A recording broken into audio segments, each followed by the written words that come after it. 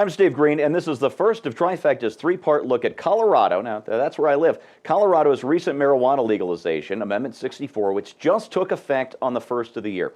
And these three parts, we're going to cover the good, the bad, and you guessed it, the ugly. So let's bring on Bill Whittle and Scott Ott and get to the good stuff.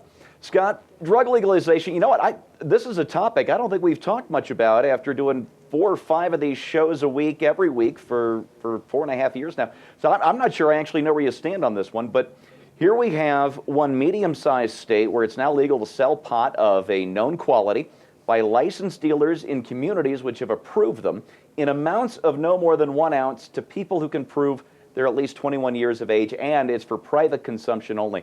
Is that something you'd like to see spread to other states, or is pot legalization kind of like the city of Las Vegas? If you have more than 1 or 2, it's overkill.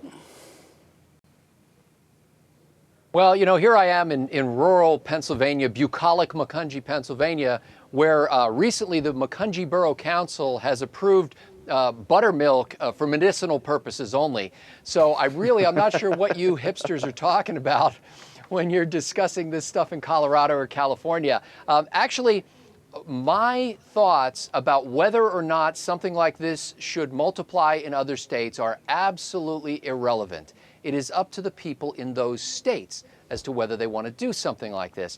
And so I am not going to try to impose my views. If it came up in Pennsylvania, I'm sure there'd be a vigorous debate about it. We could decide what to do in Pennsylvania. But, you know, forgive the expression, it's none of my gosh darn business what you do in Colorado. Have at it, boys. Spoken like a principled federalist. Well done, Scott. Bill, if any state is likely to follow in Colorado's footsteps sooner rather than later, it's probably California. So I'd suggest no matter your personal feelings on the issue, you'd better brace yourself for the inevitable. But if legalization does come to your state, would you like to see something like Colorado with all of its rules and restrictions, something even more laissez-faire, or would you fight this thing until your dying puff? Well, you probably know that California's had legalized pot for like, I don't know, weeks now or something. You can't drive down the street, man. You can't even drive down the street without seeing like these little green crosses everywhere, and they're really awesome. They have like this drive-through service. California's had pot legal for like weeks now. So here in Los Angeles, there are like so many head shops, dude. You have to like walk a block or something. And I don't notice that people who normally wouldn't be high aren't high. I think it doesn't make any difference. Marijuana's been legal in California for like weeks and weeks and weeks now. And you know, look, it's like the guy in the pink tie said, that guy over there in the corner with the pink tie. It's kind of, I think really when it like, you know, we've had it like, it's been legal for like weeks here in California.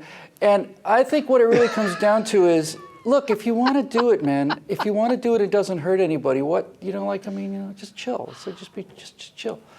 And furthermore, even though I'm blasted out of my mind, I actually think I believe that stuff about, you know, if you want to get high, you're going to get high whether it's legal or not. So why not take the money out of those guys with the chainsaws down in Mexico who cut people's heads off because they're like, there's some gnarly dudes down there, man. I mean, they're like some really, really gnarly dudes down there. You don't like want to mess with those guys at all. It's really awesome. Hey, Alex, do you have some Snickers bars or anything like that in the back? Oh, the PJTV green room. You have no idea, folks. You have no idea. You know, when I moved to Humboldt County, California, this was 25 years ago. Gosh, that's a long time. I will admit to partaking a time or 200.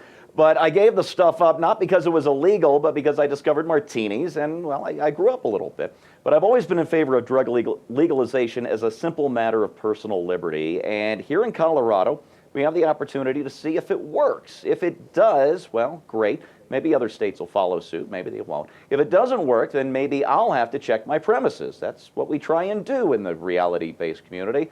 But this, exactly what's happening in Colorado, is exactly what federalism, these 50 laboratories of democracy, is supposed to be about. So let's wait and see what happens, even if we do have to look through a purple haze.